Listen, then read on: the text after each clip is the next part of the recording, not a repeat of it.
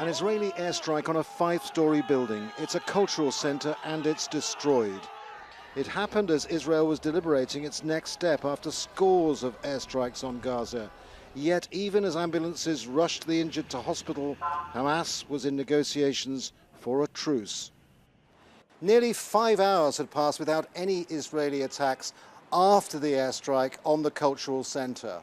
Hamas said in its statement to Al Jazeera that this was a truce. It would be imposed at 2040 GMT, not a full ceasefire.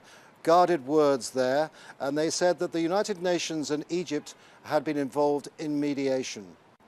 Earlier, a senior official from Hamas had hinted that they could stop firing rockets. Sometimes this rounds of confrontation takes 6 hours, 24 hours, after that will stop. I think that the equation of the confrontation now is well known.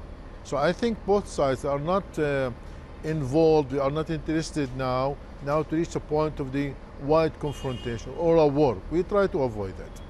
Wednesday's fighting had been sporadic, but one of the last actions of Hamas before it relented with rocket strikes was the launch of a Grad missile, the first time it had used the weapon since the 2014 war.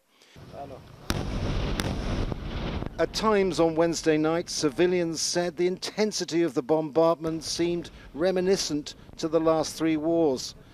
This house in Deir el-Balah was struck by an Israeli aircraft. A pregnant mother and her 18-month-old baby died here. The husband, a Hamas policeman, is critically ill in hospital. The first to see this scene was the next-door neighbor.